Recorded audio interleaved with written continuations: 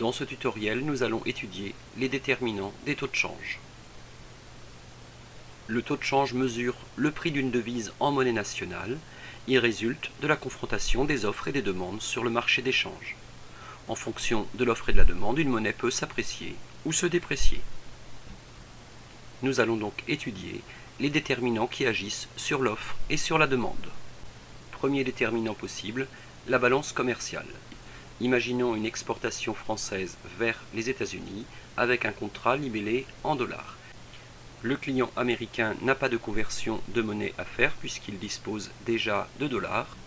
Il va donc les faire transférer par sa banque vers une banque française.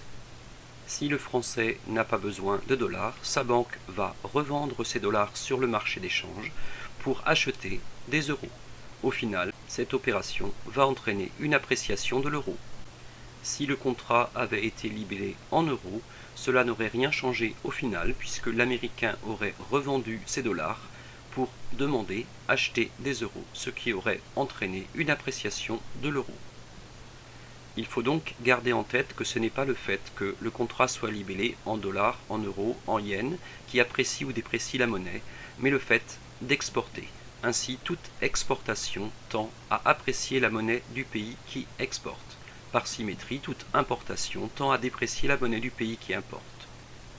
La synthèse des exportations et des importations prend le nom de balance commerciale ou de commerce extérieur.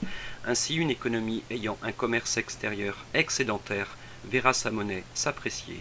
A l'inverse, si son commerce extérieur est déficitaire, alors la monnaie va se déprécier.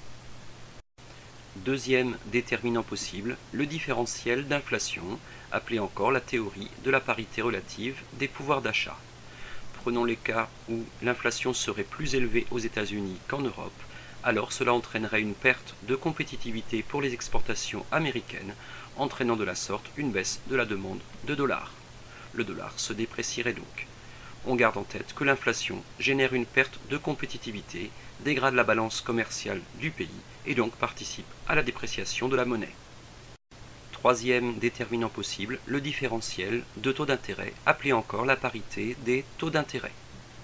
Imaginons qu'aux États-Unis, les taux passent de 1% à 5,25, ce qui correspond à l'histoire, 1% en 2003, 5,25 en 2006, et admettons parallèlement que les taux d'intérêt en Europe soient restés à 1%. Ceci serait de nature à entraîner des mouvements de capitaux dans la mesure où les investisseurs vont rechercher la meilleure rémunération. Ainsi, les capitaux vont fuir l'Europe, générant une offre pour une demande sur le sol États-Unis. Ainsi, le dollar s'apprécierait.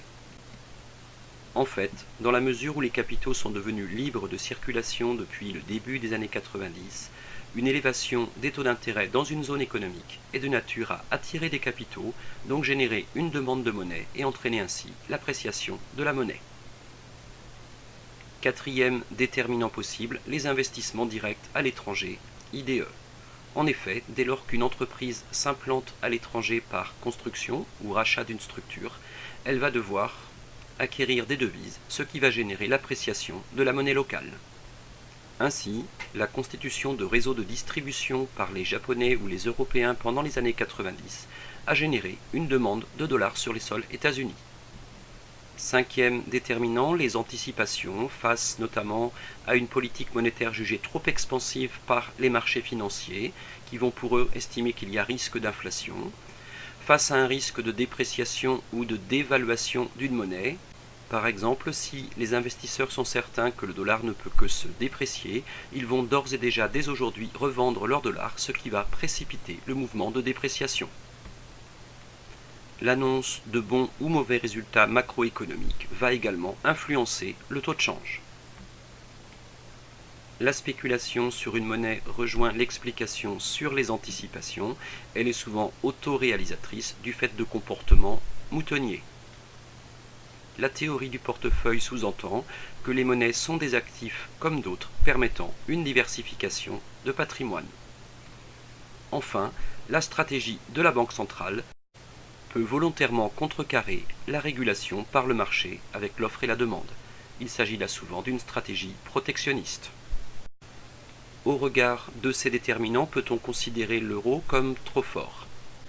Le commerce extérieur allemand tend a apprécié l'euro, l'absence d'inflation également. La forte demande dans la dette publique européenne génère une demande d'euros et le trop peu d'écart avec les taux d'intérêt américains n'entraîne pas de réel mouvement de capitaux. La conséquence d'un euro qui s'apprécie est une perte de compétitivité externe, obligeant un grand nombre de pays du Sud, l'Espagne, le Portugal, l'Italie, la Grèce, à pratiquer ce qu'on appelle une dévaluation interne, à savoir en jouant sur l'angle social, salaire, protection sociale, SMIC, dans la mesure où ces économies ne peuvent plus dévaluer puisqu'ils sont dans la zone euro. Pour illustrer, intéressons-nous à l'évolution du cours de l'euro par rapport au franc suisse. Entre 2007 et 2011, l'euro se déprécie par rapport au franc suisse. Considéré autrement, le franc suisse s'apprécie puisqu'il est considéré comme valeur refuge pendant la crise. La Banque centrale de Suisse cherche à limiter cette appréciation en revendant des francs suisses.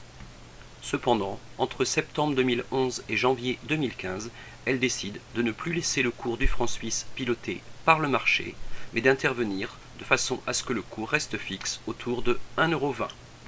Le 15 janvier 2015, elle abandonne son intervention, ce qui entraîne immédiatement une très forte appréciation du franc suisse, ici, entraînant la chute de la bourse suisse qui anticipe de mauvaises conséquences économiques.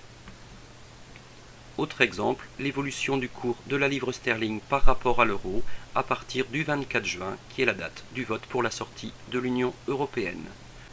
La sanction est immédiate sur le marché des changes avec une très forte dépréciation de la livre sterling et globalement une perte de 27% tout au long de l'année 2016. Pour terminer, il est intéressant d'étudier la sur- ou la sous-évaluation de différentes monnaies par rapport au dollar américain. Ainsi, on constate que le franc suisse, la monnaie de la Norvège sont tous les deux considérés comme surévalués, ayant été des valeurs refuges pendant la crise des subprimes. A l'inverse, la monnaie de la Chine, le yuan chinois, est considérée globalement comme sous-évaluée de l'ordre de 45%. Il s'agit là d'une stratégie considérée comme protectionniste pour booster les exportations chinoises. Il faut savoir parallèlement que la monnaie de la Chine ne dépend pas de l'offre et de la demande, mais qu'elle est gérée par la Banque centrale. Voilà, ce dossier est terminé et vous retrouvez, comme à chaque fois, les autres ressources à disposition, à savoir les supports de cours et des QCM en ligne sur le blog, ainsi que 2 chaînes YouTube, une chaîne avec des tutoriels de gestion et une autre avec les différents tutoriels d'économie. S'il y a des questions particulières, vous pouvez me contacter à cette adresse.